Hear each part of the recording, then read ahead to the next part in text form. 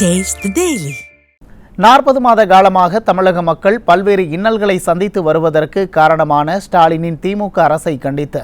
வரும் 8ஆம் தேதி தமிழ்நாடு முழுவதும் அதிமுக சார்பில் மாபெரும் மனித சங்கிலி போராட்டம் நடைபெறும் என அதிமுக பொதுச் செயலாளரும் எதிர்க்கட்சித் தலைவரும் முன்னாள் முதலமைச்சருமான எடப்பாடி கே பழனிசாமி தெரிவித்துள்ளார்.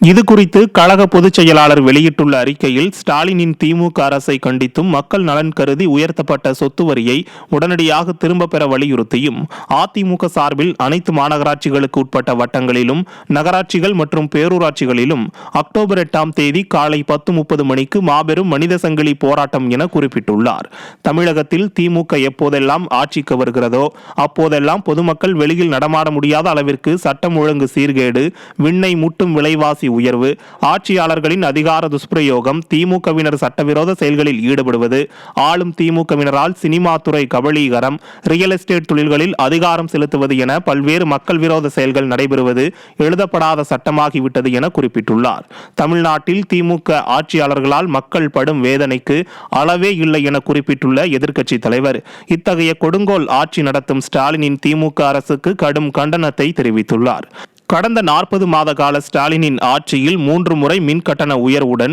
இனி ஆண்டுதோறும் மின் கட்டணம் உயர்த்தப்படும் என்ற அறிவிப்பு, சட்டம் ஒழுங்கு சீர்கேடு, பெண்கள் சிறுமியருக்கு எதிராக அதிகரித்து வரும் பாலியல் வன்கொடுமைகள், போதைப் பொருட்களின் கேந்திரமாக மாறிய தமிழகம் என திமுக ஆட்சியின் கொடுமையை பொறுக்க முடியாமல் மக்கள் வடிக்கும் கண்ணீர் இந்த ஆட்சியை அழிக்கும் ஆயுதமாகும் நாள் வெகு தொலைவில் இல்லை என தனது அறிக்கையில் சுட்டிக்காட்டியுள்ளார். இந்த மனித சங்கிலி போராட்டங்களில் சம்பந்தப்பட்ட பகுதிகளைச் சேர்ந்த தலைமை கழக செயலாளர்கள், கழக நாடாளுமன்ற சட்டமன்ற உறுப்பினர்கள், முன்னாள் அமைச்சர்கள், முன்னாள் நாடாளுமன்ற சட்டமன்ற உறுப்பினர்கள், கழக சார்பு அமைப்புகளின் துணை நிர்வாகிகள், உள்ளாட்சி அமைப்புகளின் பிரதிநிதிகள், கழகத்தில் பல்வேறு நிலைகளில் பணியாற்றி வரும் நிர்வாகிகள் மற்றும் கழக உறுப்பினர்கள் அனைவரும் கலந்து கொள்ளுமாறு கழக பொதுச் செயலாளர் கேட்டுக் கொண்டுள்ளார். மேலும் ஸ்டாலினின் திமுக அரசை கண்டித்தும் மக்கள் நலனை முன்வைத்தும் கழகத்தின் சார்பில் நடைபெற உள்ள இந்த மனித சங்கிலி போராட்டத்தில் விவசாயிகள், வியாபாரிகள், பல்வேறு தரப்பட்ட தொழிலாளர்கள் உள்ளிட்ட பொதுமக்கள் அனைவரும் பெருந்திரளான அளவில் கலந்து கொள்ளுமாறு கழக பொதுச் செயலாளர் கேட்டுக் கொண்டுள்ளார்.